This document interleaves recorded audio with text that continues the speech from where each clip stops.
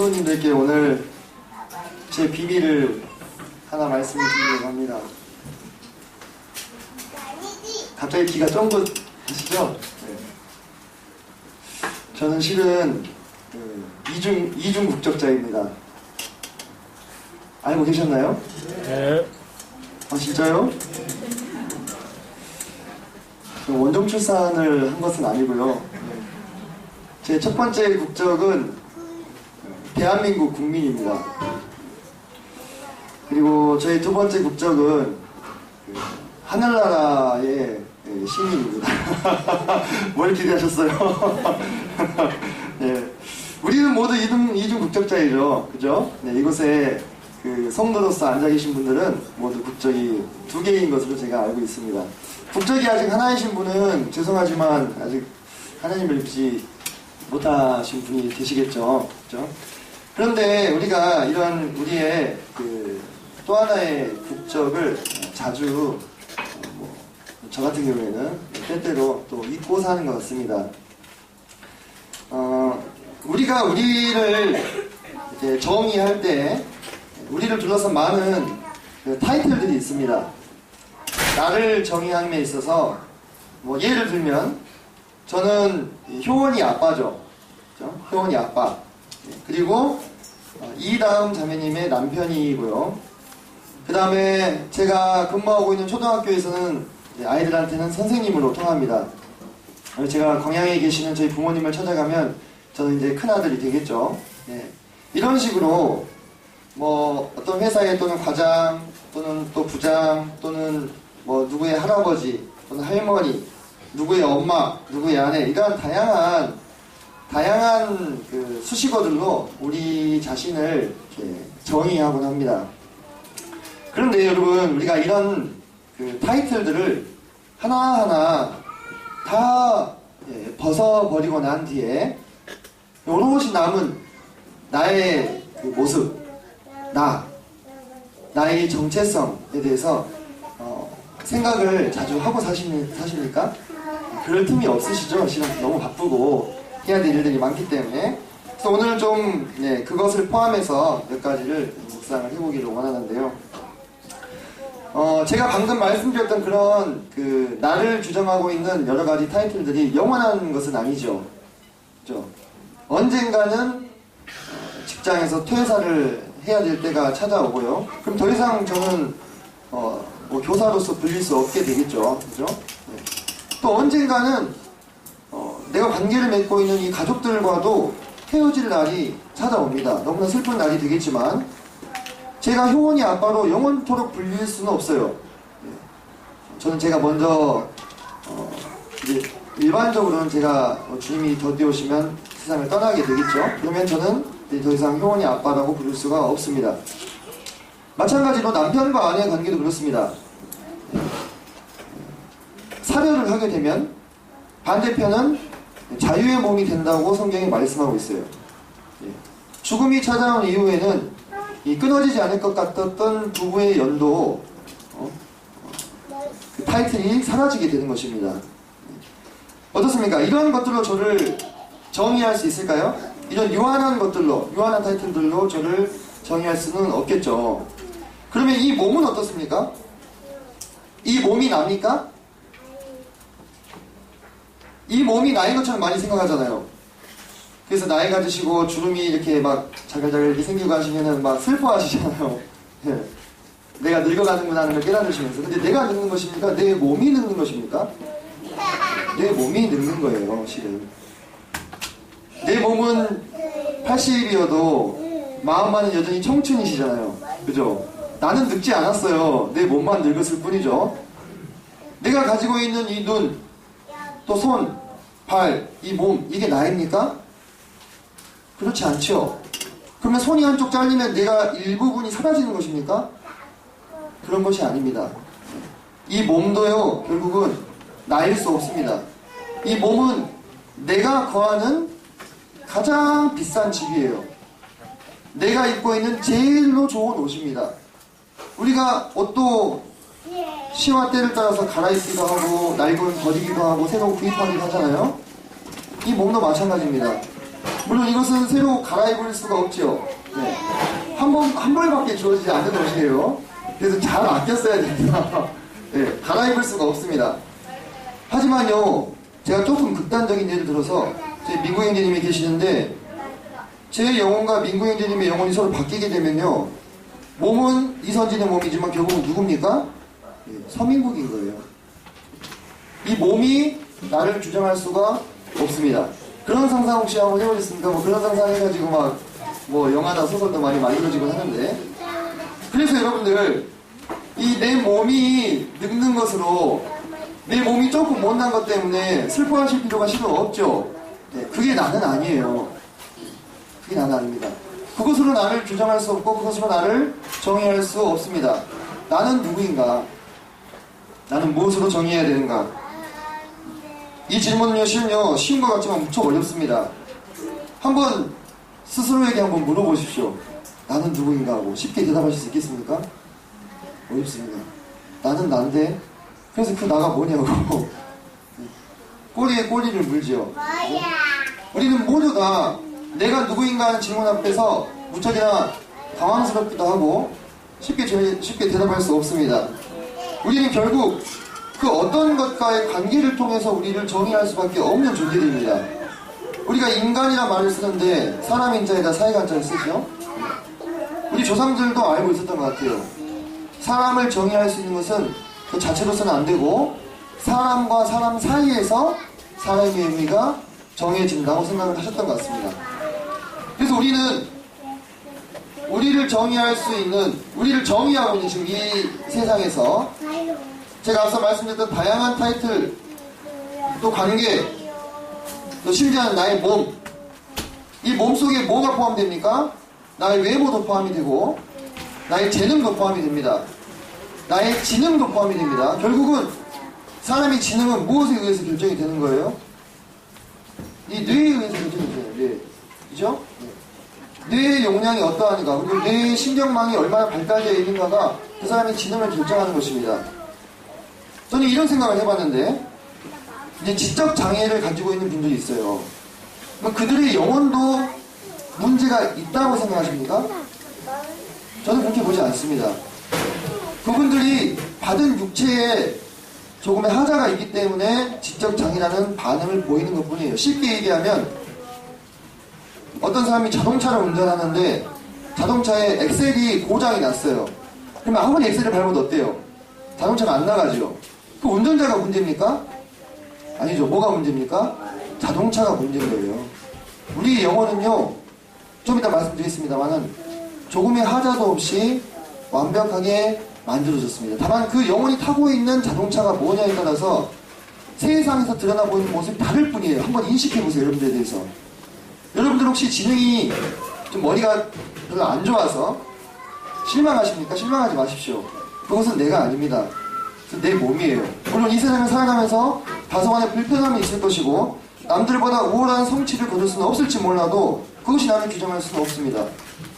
우리를 무엇으로 규정할 수 있을 것인가? 우리는 우리에게 주어진 요한한 것들로 우리를 규정할 수 없으며 무한하신 절대자 하나님과의 관계를 통해서만 우리를 규정할 수가 있습니다. 세상의 많은 과학자들과 철학자들이 인간의 근원에 대해서 그 근원을 찾기 위해서 무척이나 애를 쓰고 있습니다.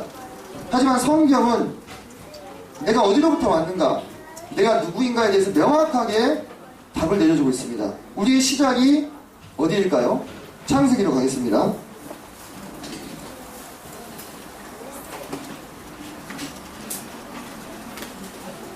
창세기 2장 7절.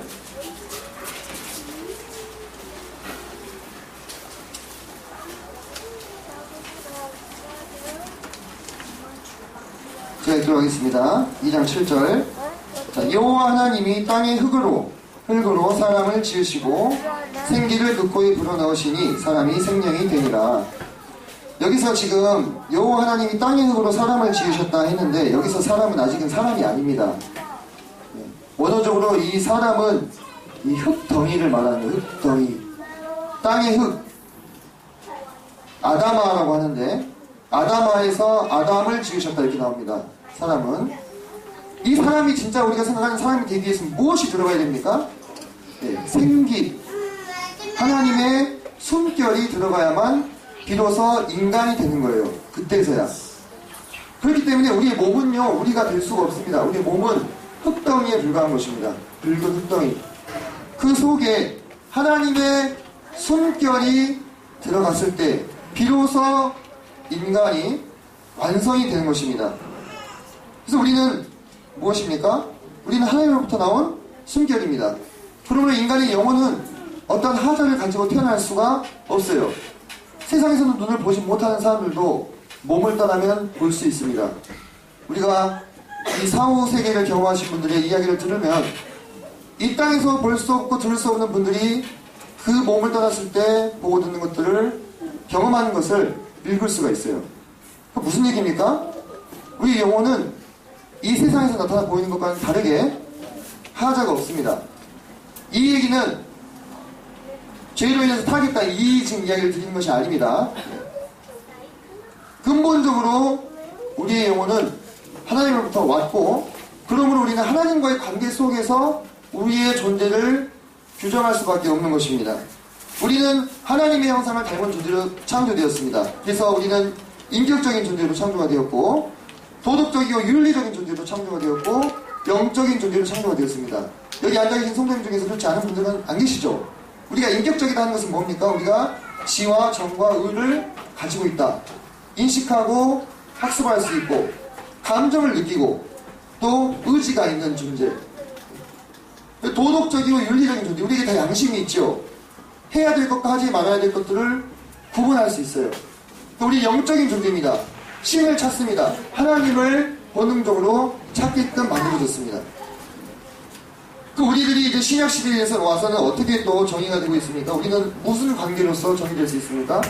우리는 머리 되신 그리스도의 몸된 교회로서 우리를 정의할 수가 있습니다.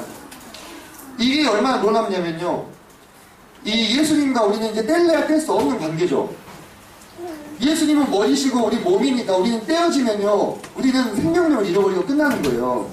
그런데 그 예수님이 누구와 연결되어 있습니까? 아버지 하나님과 성령 하나님과 삼위일체로서 연결이 되어 계십니다.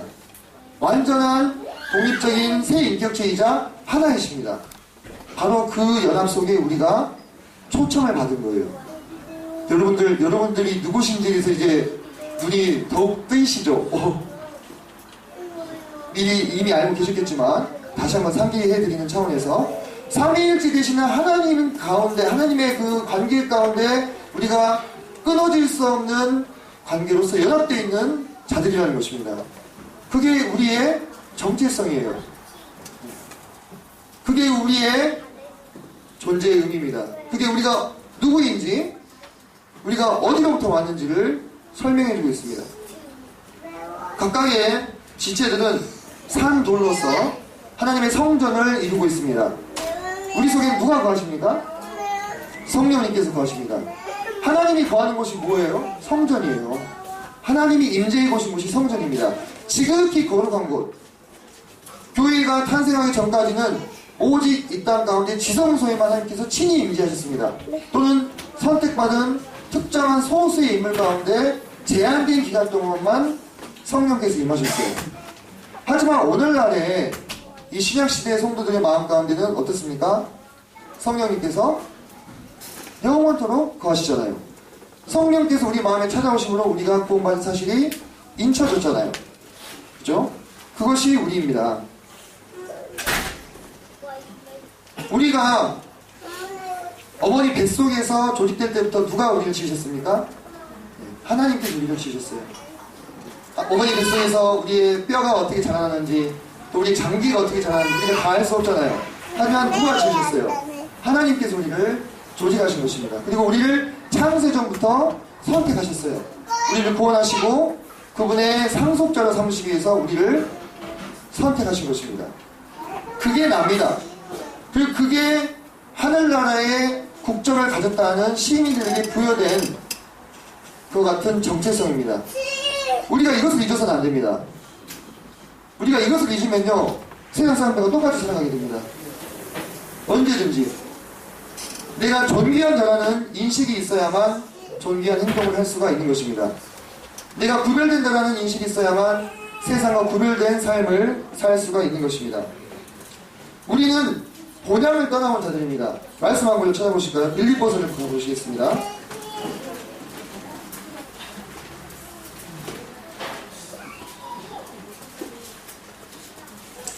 빌립보서 3장 20절입니다. 신약성경 321페이지입니다. 19절부터 한번 읽어볼까요? 19절부터 21절까지 함께 읽도록 하겠습니다. 19절 시작. 그들의 마침은 멸망이요 그들의 신은 배요 그 영광은 그들의 부끄러움에 있고 땅의 일을 생각하는 자라. 그러나 우리의 시민권은 하늘에 있는지라. 거기로부터 구원하는 자 곧 주 예수 그리스도를 기다리오니 그는 만물을 자기에게 복종하게 하실 수 있는 자의 역사로 우리의 낮은 몸을 자기 영광의 몸의 형체와 같이 변하게 하시리라. 아멘. 자, 19절에 나오는 묘사는 누구에 대한 묘사입니까? 이 세상에 속한 사람들에 대한 묘사입니다. 그들의 신은 배다. 이 배를 불리고 배를 채우는 데에만 골몰한 그런 삶을 사는 것이 이 세상에 속한 하나의 국적을 가진 사람들의 삶의 모습이라면, 이제 두 개의 국적을 가진 이 땅에 속한 것보다도 하늘에 속한 시민권에 더 관심이 있는, 그것이 더 진짜 우리의 정체성이라는 것을 인식한 자들에게 주어지는 것은 하늘로부터 구원하는 자 예수 그리스도를 기다리는 삶, 그리고 우리의 낮은 몸. 지금 우리의 몸은 어떻습니까? 똑같아요. 세상 사람들의 몸과 우리가 다를 것이 하나도 없습니다. 구원받는다고 팔이 두 개가 더 솟아나지 않지요. 그렇게 되면 참 좋을 텐데. 보기엔 좀 그래도 구원받았다는 사실을 확실하게 알 수 있잖아요. 그렇죠? 헷갈리지 않고. 근데 그런 변화가 없거든요. 똑같은 몸을 가지고 살아가야 돼요. 네. 그런데 어떻습니까? 앞으로 이제 우리의 몸을, 이 낮은 몸을 변화되신 예수 그리스도의 영광의 몸으로 변화시켜 주실 것을 기대하면서 살게 하셨어요. 우리가 알고. 우리의 시민권은 어디에 속한 것입니까? 하늘에 속했어요. 우리의 본향은 어디입니까? 하늘입니다. 나는 하나님의 숨결이며 거룩하신 하나님의 아들 예수 그리스도의 몸된 교회이며 나는 하늘로부터 왔다. 이것이 우리의 정체성입니다. 이것이 나를 규정할 수 있는 영원한 정의가 되는 것입니다. 그래서 여러분들 우리가 때로 그런데 우리가 때로 이 사실을 이제 잊지요. 우리가 여행을 가면요, 새로운 것, 새로운 볼거리, 또 새로운 먹을거리 때문에 아주 즐겁습니다. 그죠? 여행지 가면 되게 즐거워요. 그래서 막 이렇게 관광도 하고 맛있는 음식도 먹고 이렇게 즐깁니다. 집에 가기 싫을 수도 있어요. 여행지가 너무 좋아서. 그렇게 쭉 돌아보고 나서 집에 돌아오면 뭐라고 얘기합니까? 아유, 집만한 곳이 없다 그러잖아요. 거의 대부분 다 그러셔요. 근데 이제 여행지가 너무 좋아가지고 집에 안 돌아오고 거기 눌러서 하시는 분들도 가끔 나오죠. 그죠? 보면은. 네. 여행지가 너무 좋아가지고 자기의 집을 잊어버리는 거예요. 우리가 그렇게 돼서 되겠습니까? 안 되는 거죠. 우리는 지금 이 지구라는 별을 여행하고 있는 여행자들이에요. 우주 여행자들입니다. 우리는 이 우주선을 타고 있는데 언젠가 이제 내려야 됩니다. 그런데 그 사실을 잊어버리고 우리의 본향을 잊어버리고 자꾸 우리가 여행하고 있는 이곳에 관심을 가지고 이곳에서 누리고 이곳에 있는 것을 만족하게 되면요, 우리는 점점 본향에 대해서 기억할 수 없고 준비할 수 없게 되는 거예요. 실은 이것이 어려운 일입니다. 왜 그렇습니까? 우리는 한 번도 본향을 본 적이 없어요. 우리에게 본향에 대한 기억이 남아있습니까? 없습니다. 기억이 조금이라도 좀 남아있으면 좋을 텐데, 남아있으면 우리가 향수병 걸려가지고 일찍 죽을까봐 하나님이 깨끗하게 삭제하고 이 땅에 보내신 것 같은 느낌도 듭니다. 그렇지 않습니까? 네, 우리 모든 영혼들은 하나님으로부터 보내진 거예요. 우리는 그때의 기억을 가지고 있을 것입니다. 우리가 떠올릴 수 없을 뿐입니다. 우리는 다시 그곳으로 돌아가야 됩니다. 언젠가 반드시 그곳으로 다시 돌아가야 됩니다. 그 사실을 우리가 잊지 않아야 됩니다. 그래서 자주 그 나라를, 하나님의 나라, 우리의 본향을 자주 생각해야 돼요. 자, 히브리서 11장으로 가보시겠습니다.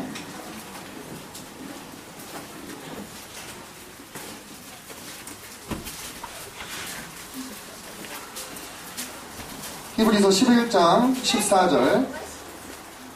신약성경 365페이지입니다. 제 성경으로 365페이지입니다. 11장 14절.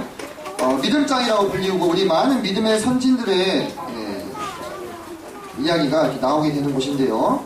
그들에 대해서 뭐라고 성경이 말씀하시냐면, 그들이 이같이 말하는 것은 14절 자기들이 본향 찾는 자임을 나타냅니다. 그들이 나온 바 본향을 생각하였더라면 돌아갈 기회가 있었으려니와 그들이 이제는 더 나은 본향을 사모하니 곧 하늘에 있는 것이다. 이렇게 이야기하고 있습니다. 하늘에 있는 본향. 이곳에 명단의 이름이 적혀져 있는 아벨, 에녹, 노아, 아브람 이런 사람들, 만약에 이 땅에 있는 본향을 떠나왔다면 그 고향으로 돌아갈 수 있었다는 이야기입니다. 하지만 그들이 진정으로 사모했던 것은 뭐입니까? 이 땅의 본향이 아니라 하늘의 본향, 더 나은 본향, 우리 모두가 시작되었던 그곳, 우리 모두가 처음에 실을 왔던 그곳, 우리의 처음, 우리의 시초, 우리의 근원, 바로 그 본향을 사모함으로 이 땅에서 자신에게 주어진 것들을 과감하게 포기하고 하늘 본향을 쫓아가는 삶을 살았던 사람들. 우리가 이번 수요일에도 최세마 형제님의 간증을 듣지 않았습니까? 그 형님께서 뭐라고 말씀하셨습니까? 여행짐을 가볍게 쌓아야겠다. 저는 이 이야기를 듣는데 상당히 전율이 돋았어요. 형제님은 자신이 여행객이라는 사실을 인식하고 있었던 거예요. 이 땅에서. 그리고 우리가 이 땅에서 무언가를 인식하게 된 때부터 뭐만 보고 살았습니까? 이 땅만 보고 살았어요. 그래서 우리가 이 땅에 우리의 눈이 고정되기가 무척이나 쉽습니다. 그리고 우리가 이곳이 우리의 고향이라고 생각하기가 아주 쉬워요. 하지만 우리 그리스도인들은요, 정말 놀라운 사람들입니다. 뭘 깨달은 사람들입니까? 진리를 깨달은 사람들이에요. 진리를. 이 땅이 우리의 본향이 라는 사실이, 그것이 진리가 아니고 우리가 최초로 시작됐던 곳, 우리가 처음으로 발현되었던 그곳, 하늘이 우리의 본향을 깨달은 사람들이에요. 우리 그리스도인들은. 그래서 우리가 여행객이라는 사실을 항상 생각하고 자꾸 추억하고 떠올려야 되는 것입니다. 그렇지 않으면 쉽게 잊어버리는 것입니다. 베드로후서로 가보겠습니다. 너 친구야? 자, 베드로후서 3장 13절입니다.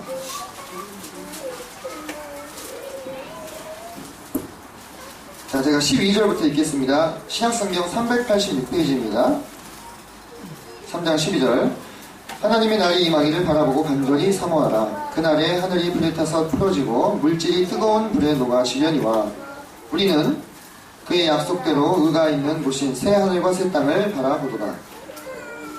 여러분, 여기 이 베드로 사도가 노년에 우리에게 진실을 이야기하고 있는데, 그것이 뭐냐?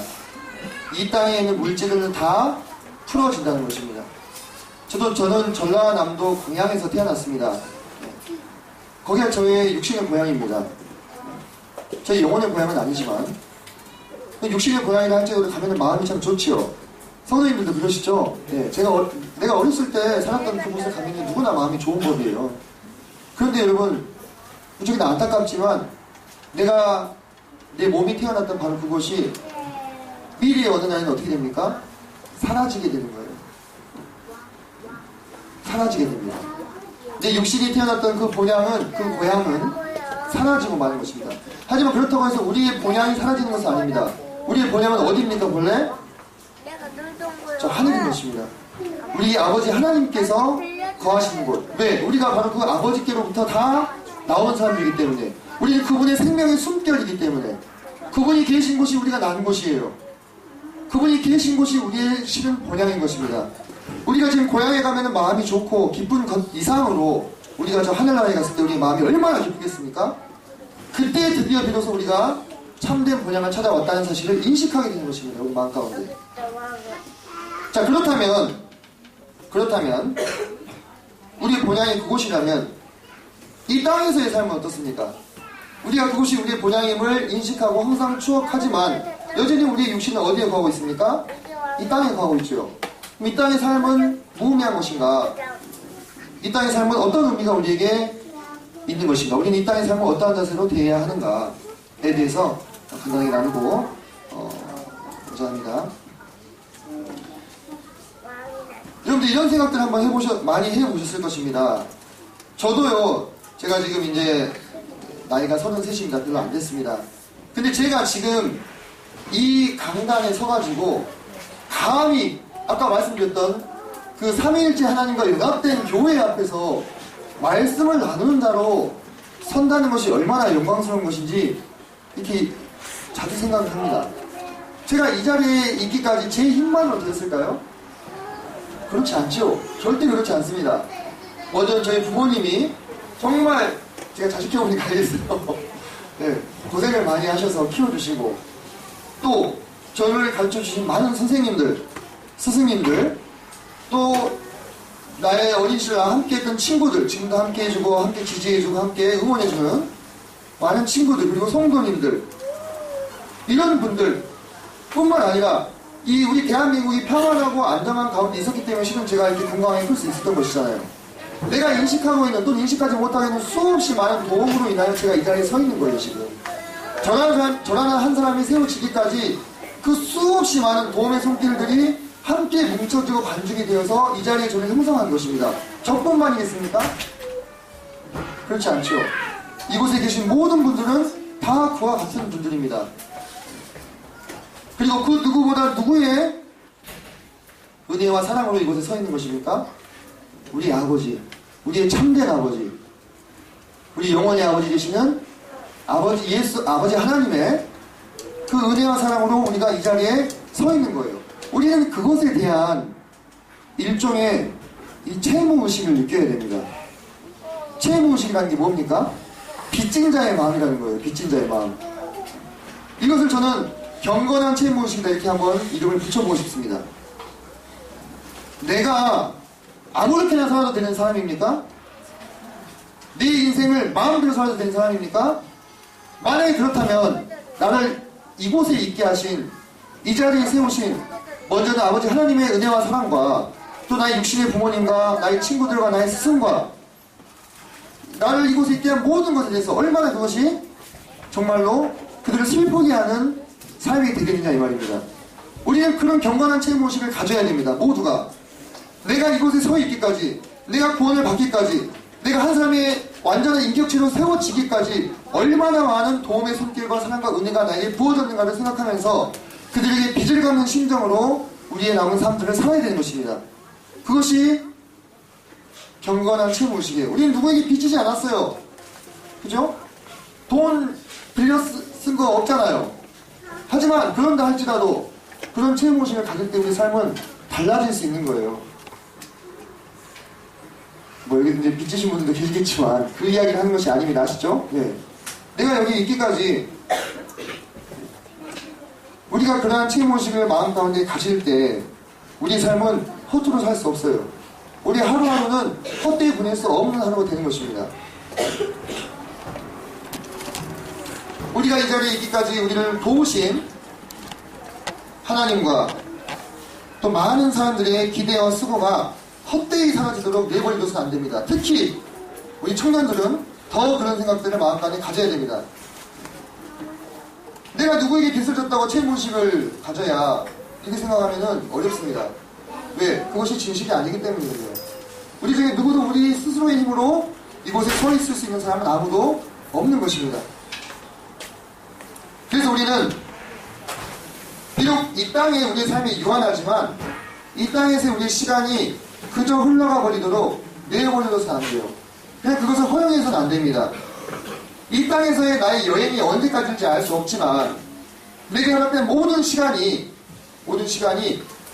나를 이곳에 세우신 하나님과 나를 도운 많은 사람들의 기대와 수고에 부응할 수 있도록 성실하고 진실된 삶을 살아야 하는 것입니다. 그래서 끊임없이 우리 스스로를 쳐서 복종시키며 우리의 본향을 생각하며 이 땅에서 우리에게 주어진 역할들을 감당해 나가야 되는 것입니다. 우리에게 얼마나 많은 역할들이 주어져 있습니까? 그것으로 우리를 규정할 수는 없지만 그것이 무의미한 것은 아니죠.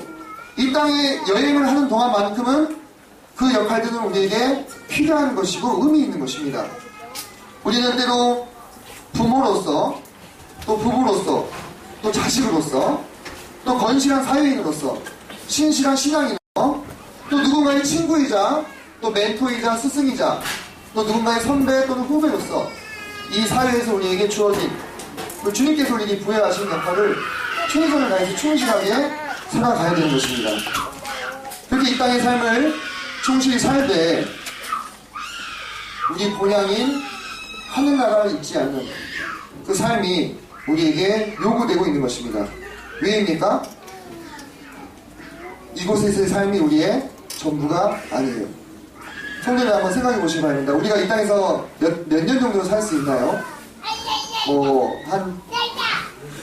이제 의학기술이 발달해서 한 100년 정도 산다고 한다 할지라도, 100년 산다고 할지라도요, 우리가 앞으로 살아갈 삶은요, 얼마만의 시간입니까? 이 땅 말고, 우리의 본향으로 가서, 무한대죠, 무한대. 영원이잖아요, 영원. 그죠? 그러면 그 영원이라는 시간에 비교해 봤을 때 100년이라는 세월은 어때요? 영에 수렴하는 거예요. 그 무한대에 비춰봤을 때 100년이라는 시간이라 할지라도 영과 다를 바 없는 아주 지극히 짧은 시간인 것입니다. 여러분, 우리 이 땅에서의 삶이 우리의 전부가 아니잖아요. 그죠? 우리가 지금까지 생각하고 또 경험하고 느끼고 누려왔던 이 삶이요, 그게 전부가 아니에요. 저는 그게 전부라면요, 가슴이 너무 답답할 것 같아요. 이게 전부냐? 진짜? 뭐 조금 맛있는 거 먹고 조금 좋은 거 보고 조금 신나는 거 하고, 그러면 그게 전부? 그게 뭐 하나님의 형상을 따라 지음받은 인간에게 주어진 삶이겠어요. 그게 그 정도가 겨우. 그렇지 않습니까? 그게 아니에요. 하나님께서 우리를 위해서 예비하신 그 삶은요, 영원토록 그 하나님의 영광을 바라보며 하나님을 누리며 하나님하고 교제하며 이 땅에서 우리가 맛볼 수 없었던 기쁨을 누리는 시간이 우리 모두에게 약속되어 있습니다. 무한대로. 그 시간에 비하면 이 땅에서의 100년은요, 거의 0이나 다르겠어요. 0. 그래서 우리가 우리에게 이 땅에서 주어진 시간을, 그 영원한 삶을 준비하며 이 땅에서 내게 주어진 역할들에 최선을 다하며 열심히 살아야 됩니다. 열심히. 물론 지금 열심히 살고 계시죠? 지금 괜히 죄송해지네. 열심히 살고 계시는 분들한테 더 열심히 사는 거 하니까. 제 의도가 무엇인지 아실 것입니다. 제 마음이 무엇인지. 부디 내가 누구인지 우리 잊지 않았으면 좋겠습니다.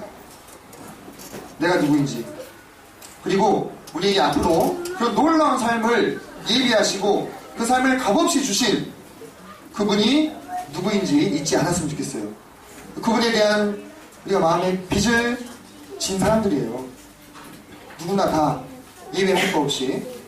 그래서 여러분들, 나이가 청년이든 중년이든 장년이든 노년이든 상관없이 우리는요, 투쟁해야 됩니다. 우리의 시간에 대해서 투쟁해야 돼요. 우리 빛이 희미해져 가는 것을 보면서 그저 바라보고만 있어서는 안 됩니다. 우리는 무엇이라도 그분의 나라를 위해서, 영원한 우리가 들어갈 세계를 위해서 할 수 있는 것들이 있다면 과감하게 해야 되는 것이에요. 당장 무릎 꿇고 기도하는 것부터 시작하는 것도 쉽지 않은 일이잖아요. 그죠? 하지만 의미 있고 가치 있는 일이지 않습니까? 제가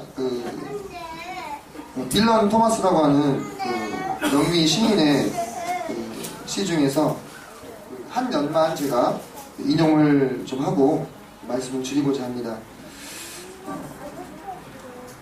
영어로 한번 읽어보겠습니다. 네. Do not go gently into that good night. All the age should burn and wave at close of day. Rage against the dying of the light. 한글로 하면 순순히 어두운 밤을 받아들이지 마세요. 노년은 저무는 하루에 불타고 포효해야 되기 때문이니 분노하고 분노하세요. 사라져가는 빛에 대해서. 여러분의 빛이 사라져가는 것을 보면서, 여러분의 생이 흘러가고 있는 것을 보면서 그저 바라만 보고 있지 마세요. 그것에 대해서 포효하고 분노하셔야 됩니다. 이렇게 시간이 가야 된단 말인가? 내가 이렇게 시간을 흘려보내야 된단 말인가? 그리고 내게 허락된 영원한 삶, 주님이 내게 허락해 주신 영원한 내 본향의 삶을 바라보시면서 이 땅에서의 삶 가운데 연료를 들이부으세요. 열정적으로 사시기 바랍니다. 무엇을 하시더라도 그것이 우리가 누구인지 또 우리가 어디로부터 왔는지를 아는 사람으로서의 합당한 삶의 자세가 아닌가 싶습니다. 저 또한 이 말씀 앞에서 겸허히 제 자신을 돌아보고 있습니다. 오늘 말씀 이것으로 마치도록 하겠습니다. 감사합니다.